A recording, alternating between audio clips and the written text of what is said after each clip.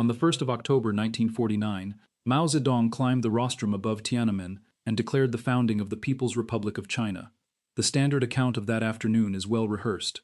A peasant army had defeated a corrupt nationalist government, ending a civil war that had consumed the country for over 2 decades, and a new socialist state had risen out of the wreckage of foreign humiliation and feudal collapse. Western newspapers of the day described it as the loss of China, as though China had been a possession that simply changed hands. Few of them explained what, precisely, had been lost, or by whom. The political story is about ideology, about Mao and Chiang Kai-shek, about Stalin's support, and Washington's failure to prevent a communist victory.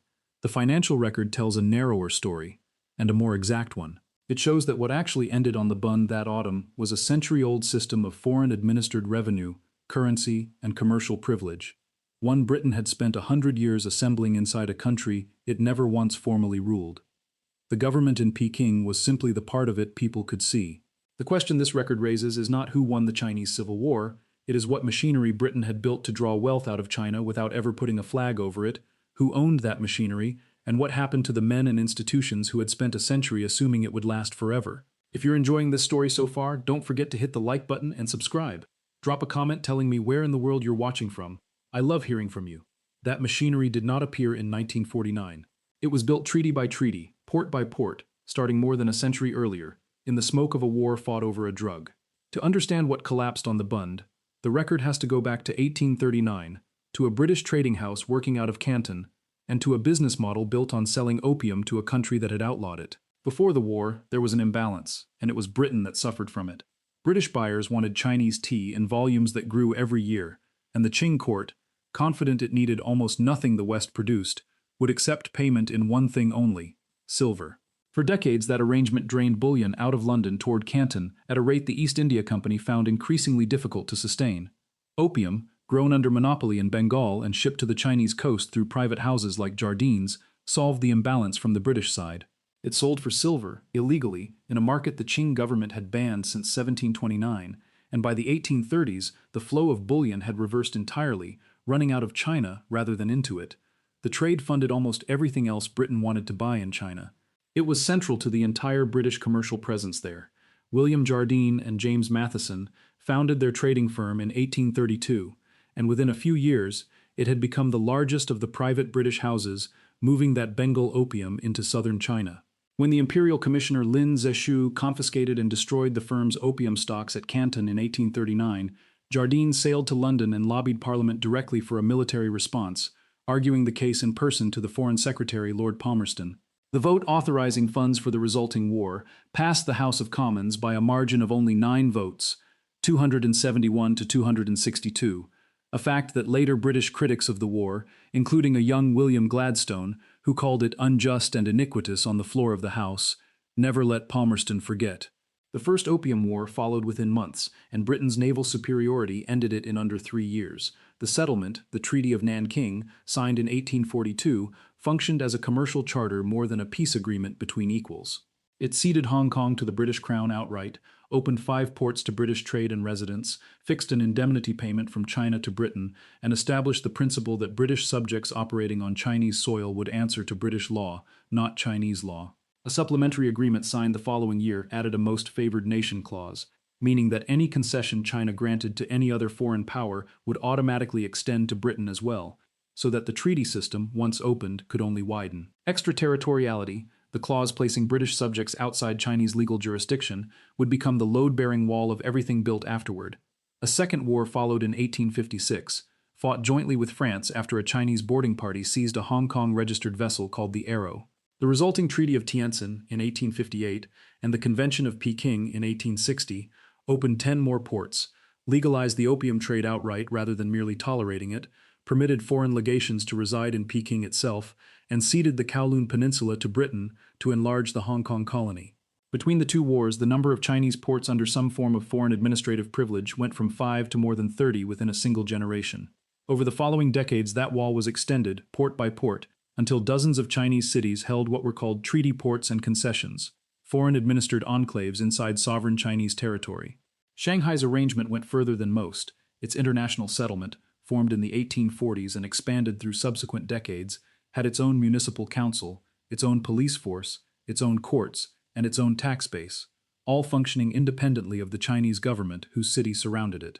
The Shanghai Municipal Police answered to the council, not to Peking, and drew a large share of its rank and file from Sikh recruits brought in from Punjab specifically to staff a colonial-style force.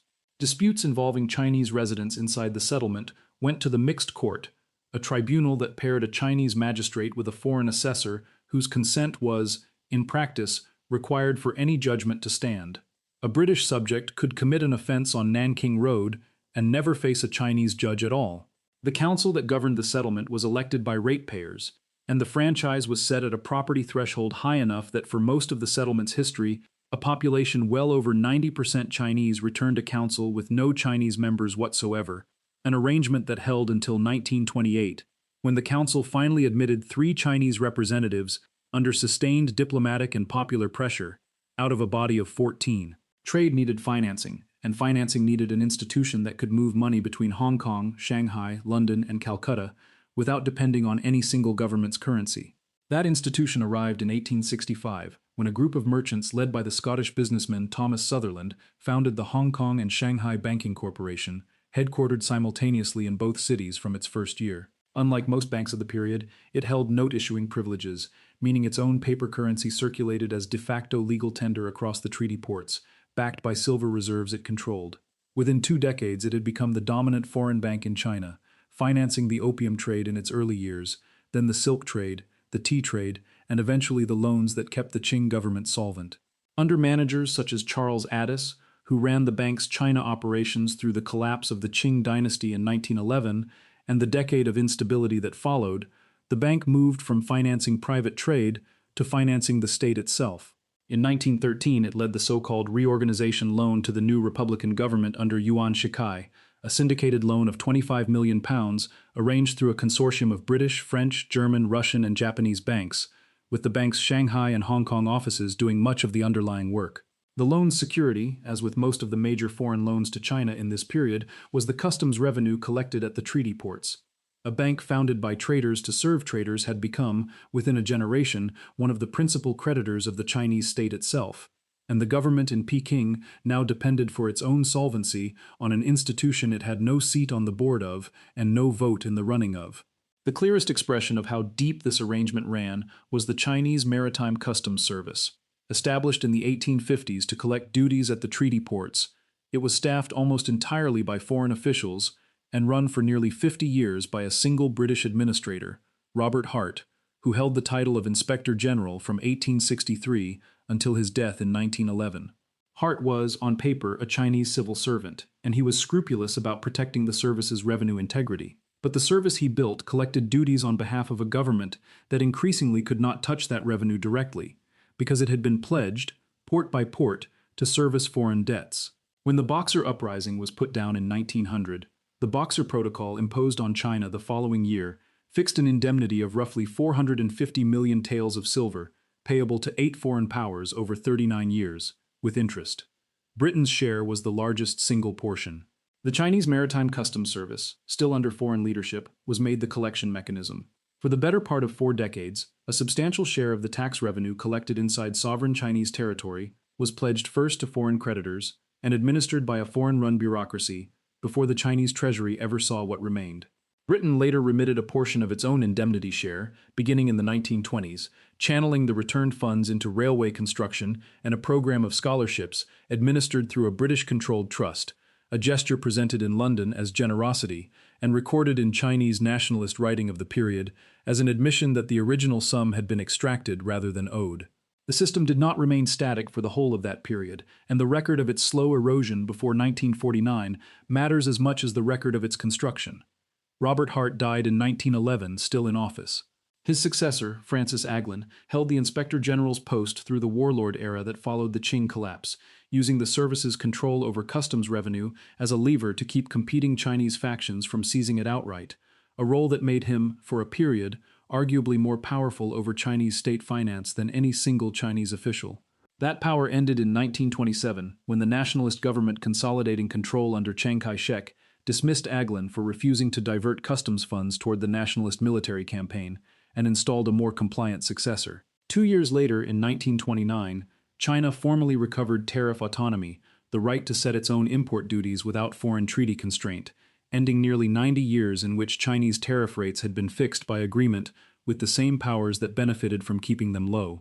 A further piece fell away in 1935 when the nationalist government's currency reform nationalized silver holdings and introduced a unified national paper currency, the FAPI, stripping foreign banks, including the Hong Kong and Shanghai Banking Corporation, of the note-issuing latitude they had held for 70 years. Each of these steps chipped at the machinery without dismantling it. Foreign firms still controlled shipping, insurance, and a substantial share of industrial capital inside the treaty ports. What changed, gradually, was who controlled the state's own revenue and currency, and by 1935 that authority had returned, on paper at least, to Chinese hands for the first time in nearly a century. This is the mechanism the standard telling of 1949 leaves out. China's own government could not fully control its own customs revenue or its own currency issuance for the better part of a century. The arrangement was never described in those terms at the time. It was described as modernization, as the introduction of sound financial administration to a country that supposedly lacked the institutions to manage its own trade. Robert Hart himself wrote, at various points in his long tenure, that the service existed to help China, and by the standards he set for efficiency and honesty compared with the corruption that had preceded it, there is a case to be made that it did. But efficiency and sovereignty are not the same thing, and the money the service collected answered first to London, Paris, Berlin, and Tokyo, and to the private balance sheets of firms like Jardine Matheson and banks like the Hong Kong and Shanghai Banking Corporation, whose fortunes rose alongside the treaty system that protected them well before it answered to Peking. By the 1920s, the scale of what had been built was extraordinary by any measure. Shanghai's foreign-run settlement held a population approaching 1 million residents, the overwhelming majority of them Chinese, governed by a council on which they had no vote. British firms, chiefly Jardine Matheson and its rival Butterfield and Swire, controlled the shipping lines that moved goods along the Yangtze and the coast, the insurance that covered those cargoes, the wharves that loaded them, and increasingly the cotton mills, sugar refineries, and utility companies that fed China's early industrial economy. The Hong Kong and Shanghai Banking Corporation's Shanghai head office, an imposing granite building completed in 1923 on the Bund, was for a period the largest bank building east of Suez, and its marble hall was designed, quite deliberately, to communicate permanence. Nobody involved in its construction expected the arrangement to end. The first serious crack came not from China but from Japan. In 1937, Japanese forces attacked Shanghai directly, and though the international settlement itself was initially spared under an uneasy neutrality, the surrounding Chinese districts of the city were devastated. That neutrality held only until December of 1941, when Japan, now at war with Britain and the United States following the attack on Pearl Harbor, occupied the settlement outright within hours. British and American nationals were interned, the Hong Kong and Shanghai Banking Corporation's Shanghai operations were placed under Japanese administration, and the century-long assumption that the treaty port system was untouchable was broken for the first time. The bank's own chief manager at the time, Vandeleur Greyburn, was arrested by Japanese authorities and died in captivity in 1943. Here the official record and the financial record separate in a way worth naming directly. On the 11th of January 1943, Britain and the nationalist government in Chongqing signed a treaty formally relinquishing extraterritorial rights in China, abolishing the legal privileges the Treaty of Nanking had established 101 years earlier, and surrendering British administrative claims over the Shanghai International Settlement, which by then existed only as a Japanese-controlled shell in any case. Read narrowly, that treaty is the actual legal end of the system this record has been tracing, 6 full years before Mao's speech at Tiananmen. Chinese school textbooks and Western diplomatic histories alike often cite the treaty as the moment extraterritoriality ended. What that framing leaves out is that the treaty renounced a legal privilege at a moment when Britain no longer had any practical capacity to exercise it, since the ports in question were under Japanese occupation. It surrendered nothing that was still functioning. The banks, the trading houses, and their property titles were not part of the 1943 settlement at all, and when the war ended in 1945, the physical buildings were still standing, and British firms moved quickly to reoccupy them, treating the wartime interruption as exactly that, an interruption, a temporary suspension of an arrangement they still expected to resume in full. The legal empire had already been renounced on paper, the commercial one had not, and it is the commercial one that took until 1949, and in practice a few years beyond it, to actually end. If you're hooked on this story, make sure to subscribe and turn on notifications so you never miss an upload. Your support means everything, and helps me bring you more emotional stories like this one. What they did not fully account for was the civil war already resuming around them, between the nationalist government they had spent a century doing business with and a communist movement that had, since its founding, identified foreign commercial privilege in China as one of the clearest symbols of what it called national humiliation. Through the late 1940s, as the nationalist position collapsed city by city, British firms largely stayed in place. Jardine Matheson kept its offices open. The Hong Kong and Shanghai Banking Corporation kept its Shanghai branch functioning. The assumption inside these firms, expressed repeatedly in their internal correspondence from the period, was that whichever government eventually controlled China would still need foreign trade, foreign shipping, and foreign banking expertise, and that a pragmatic accommodation with a new communist administration was not only possible, but likely. That assumption was tested within months of the People's Republic's founding, and it did not survive the test. The new government applied pressure through a slow, deliberate mechanism rather than a single dramatic nationalization, a strategy historians of the period have called controlled strangulation. Foreign firms were permitted, in principle, to continue operating. In practice, they were subjected to demands few businesses could sustain. Employees who had been laid off years earlier, in some cases during the Japanese occupation, were retroactively deemed still employed, and firms were ordered to pay years of back wages. Export and import licenses became nearly impossible to obtain. Currency conversion, essential for any firm trying to move profit out of China, was frozen or taxed at confiscatory rates. Firms could not legally close and could not practically continue. British American Tobacco, which had operated cigarette factories and a distribution network across China since the early 1900s, wound down its mainland manufacturing between 1952 and 1953. Butterfield and Swire's Taikoo Sugar Refinery and Taikoo Dockyard in Shanghai, both landmark industrial sites since the 1880s, were formally handed over to Chinese state administration by 1954. Imperial Chemical Industries scaled its China operations down to a skeleton presence over the same period. None of these firms announced a single dramatic seizure the way headlines of the following decades sometimes suggest. Each was left to bleed out under obligations that made operation and closure equally ruinous, until surrender of the asset became the only remaining option. Many of the surrender agreements were structured as sales, on paper, with a nominal payment recorded against decades of accumulated capital, buildings, and plant. The Shanghai correspondent for the London Times reported in 1952 that foreign firms in the city had been reduced from several hundred at the start of the year to a small handful still attempting to trade, most of them Chinese registered proxies rather than direct foreign operations. The Hong Kong and Shanghai Banking Corporation itself kept a token presence inside China for decades after its effective withdrawal, maintaining a single Shanghai office through the following 4 decades, primarily as a placeholder, a way of preserving a legal foothold and a historical claim, rather than a functioning branch of any commercial consequence. It would not resume meaningful mainland operations until the economic reforms of the late 1970s and 80s reopened China to foreign capital under entirely different terms negotiated this time by a Chinese government setting its own conditions rather than one having them fixed by treaty. The clearest account of what this meant in practice does not come from a leaked cable or a dying confession. It comes from the bank's own commissioned history. The historian Frank H. Qing, given access to the Hong Kong and Shanghai Banking Corporation's internal archives to write its official multi-volume corporate history, published between 1987 and 1991, documents the Shanghai head office's decline in the bank's own records, rather than in outside speculation. The building on the Bund, designed to project a century of permanence, continued to exist as a physical structure, but its function as the operational and financial center of the bank did not survive the early 1950s. The institution's real center of gravity shifted decisively to Hong Kong, a process King's account describes not as a strategic relocation made from strength, but as a withdrawal made under conditions the bank could no longer control. Jardine Matheson's mainland holdings, built up across more than a century, were similarly written down. Maggie Keswick, a descendant of the family that had run the firm since the 19th century, edited the company's own commissioned history, published in 1982, which records 1952, the year the last significant Jardine operations on the mainland were formally wound up, as the year the China trade the company had been built on effectively ended, more than a century after William Jardine first sailed a cargo of opium up the Pearl River. The British government's own response reveals how clearly officials in London understood what was being lost, and how limited their options were to prevent it.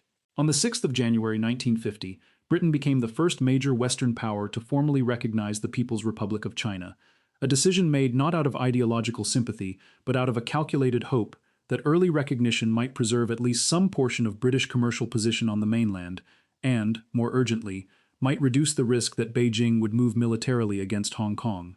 Internal Foreign Office correspondence from the period, later released to the National Archives, shows officials weighing the loss of Shanghai and the treaty port network as effectively unrecoverable well before the formal nationalizations of the mid-1950s made it official. Recognition secured Hong Kong. It did nothing to save the machinery built on the mainland. Britain was not the only foreign power with commercial holdings in China, but the scale of what it lost dwarfed the losses of its rivals. The United States had never built anything approaching the treaty port infrastructure Britain assembled, relying instead on the open-door principle of equal access to markets Britain and others had already forced open, which meant American firms had comparatively little fixed capital on the mainland to write down. France held concessions in Shanghai and Indochina adjacent trade routes, but at a fraction of the scale of the British network. Japan's holdings, built through direct conquest in Manchuria and along the coast during the 1930s and early 1940s, were seized outright by force at the war's end in 1945, a military defeat rather than a slow commercial unwinding, and left no equivalent institutional lineage to trace forward. Britain's position was different because Britain's position was oldest and deepest, built over 107 years rather than a decade or two, embedded in the customs service, the currency, the shipping lanes, and the legal architecture of the treaty ports themselves, rather than in a single occupying army. That is why the British loss reads, in the financial record, as the unwinding of an entire system, rather than the confiscation of a set of assets. There was more of it to lose, and it had been built to look permanent. What makes this worth tracing past 1952 is that almost none of the institutions involved actually disappeared. They contracted, relocated, and in several cases went on to become larger and more consequential than they had been at the height of the treaty port system. The Hong Kong and Shanghai Banking Corporation, forced out of the city that gave it half its name, rebuilt itself around Hong Kong as a British colonial and later international financial center, expanded aggressively from the 1960s onward, and by the end of the 20th century had become one of the largest banking groups in the world, trading under the shortened name most people now recognize, HSBC. Its acquisition of Midland Bank in 1992, one of Britain's own major domestic lenders, gave the group a scale that made a Hong Kong domicile administratively awkward, and its formal holding company moved its headquarters to London the following year, in 1993, 4 years ahead of the colony's return to Chinese sovereignty. The redomicile was framed publicly as regulatory prudence. Internally, board discussions from the period, later summarized in King's History and in subsequent business press coverage, describe a bank hedging against uncertainty over how a Beijing-administered Hong Kong might treat an institution whose founding purpose had once been financing the extraction of Chinese customs revenue on behalf of foreign creditors. 2 decades later, in 2015 and again in 2016, the bank's own board publicly reviewed whether to reverse that decision and move the headquarters back to Hong Kong, a debate that made front-page business news in London and Hong Kong alike, and that only underlines how unresolved the institution's geography has remained. The bank operating today, with branches spanning dozens of countries, traces its founding charter directly back to 1865 and to a business model built specifically to finance trade through ports that no longer belong to the arrangement that created it. Jardine Matheson followed a comparable path. Having lost its mainland China operations, the firm rebuilt itself as a Hong Kong-based conglomerate, moving into property, retail, aviation services, and shipping across Southeast Asia.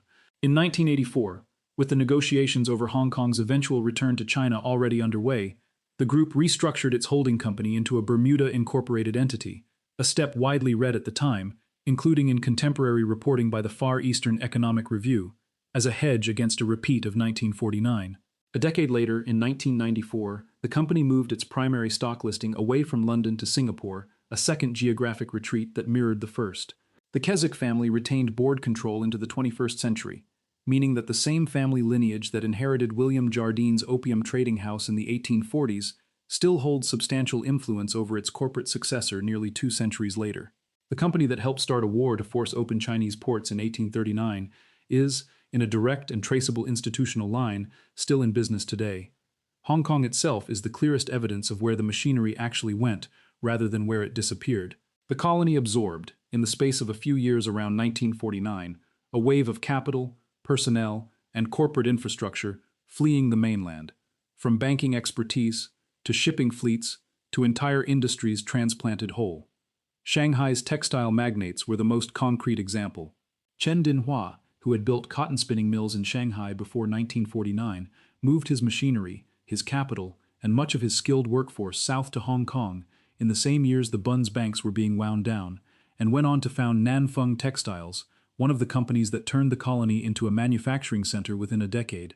He was one of dozens of Shanghainese industrialists who made the same move, and the spinning and weaving mills they founded in Hong Kong through the 1950s accounted for a substantial share of the colony's early industrial employment. The capital and expertise that had built Shanghai's foreign-linked economy moved south, largely intact, to the one piece of Chinese territory still governed under the flag that the Treaty of Nanking had first raised over it. The treaty port system as a legal structure ended with the communist victory. Its commercial substance, the banks, the trading houses, the shipping lines, and a significant share of the capital, simply relocated 100 miles south and kept operating under a different flag, the same flag, in fact, that had first raised itself over the harbor under the terms of the Treaty of Nanking in 1842. Hong Kong would remain under that flag until the 1st of July 1997, when sovereignty returned to China under a different set of negotiated terms, closing a loop that had opened with Lin Zexu's opium seizure at Canton 158 years earlier. Return for a moment to Tiananmen on the 1st of October 1949. The speech Mao gave that day is remembered for its declaration that the Chinese people had stood up, a phrase understood, correctly, as a statement about sovereignty and national dignity after a century widely described inside China as one of humiliation at foreign hands. The financial record does not contradict that reading. It sharpens it. What had humiliated China, in strictly material terms, traces to a specific and identifiable set of arrangements: a customs service that answered first to foreign creditors, a currency partly issued by a foreign bank, a city within a city governed by men its residents never elected, and a trading house whose founding transaction was the forced sale of an addictive drug backed by naval gunfire. Britain's loss of empire in China in 1949 looked nothing like the formal independence ceremonies and transferred flags that would mark the end of other colonies in the decades that followed. It had lost something it never had to formally claim in the first place: a century of extracted revenue and commercial control built into the administrative bones of another country's ports, cities, and currency. The institutions that built it did not vanish when it ended. They moved the ledger 100 miles south, kept the same names, kept their founding families on the board, and kept counting, in a currency and under a flag that had outlasted the empire that first brought them to China's coast. Thank you so much for watching until the end. If you loved this story, check out the other videos on your screen now. I think you'll really enjoy them. And don't forget to subscribe if you haven't already. See you in the next story.